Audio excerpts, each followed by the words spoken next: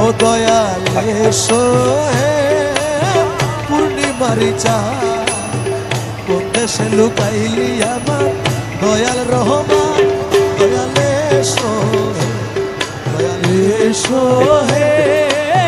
পূর্ণিমারি চাঁদ কোন দেশে লুকাইলি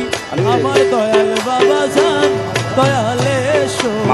হে ওরে দয়াল রহমান গো আমার দয়াল বাবা জান ওরে দয়াল রহমান জগতের বাবা রহমান দয়াল এসো হে বাবা পূর্ণিমারি চাঁদ ওরে কোন দেশে লুকাইলি আমার দয়াল রহমান দয়াল এসো হে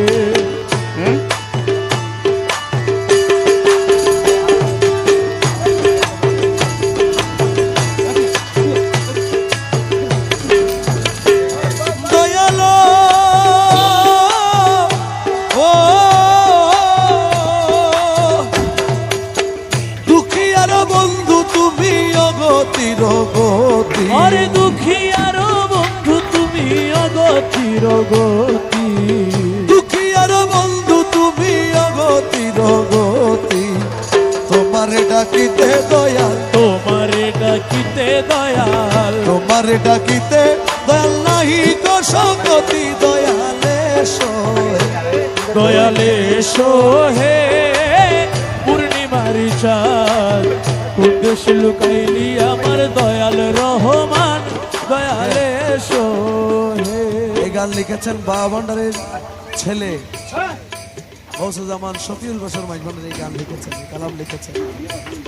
শফি বাবা বলতেছে তোমারে ডাকিতে দয়াল নাই গো শক্তি আমি আপনি জুতা পরে মাইজ ভান্ডার চলে যাই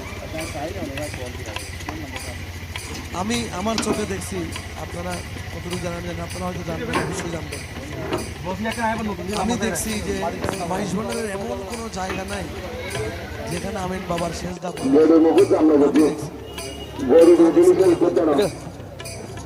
দেখেন আপনারা যারা বায়াত হয়েছেন প্রত্যেকটা জায়গায়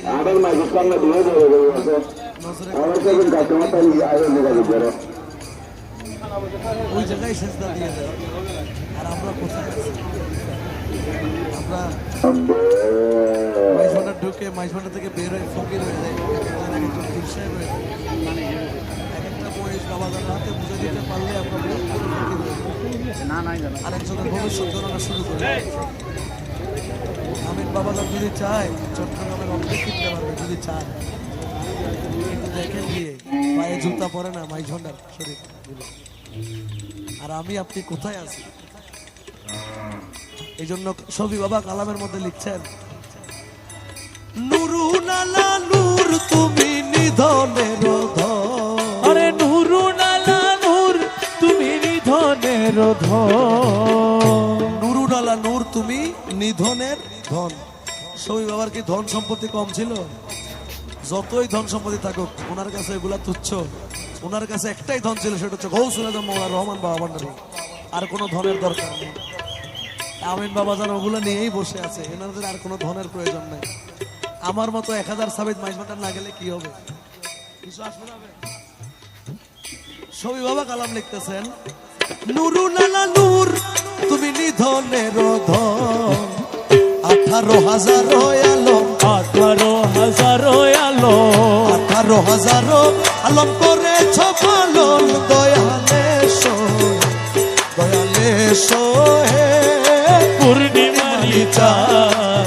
কোন দেশে লুকাইলি আমার দয়াল রহমান দয়ালে এই এই এই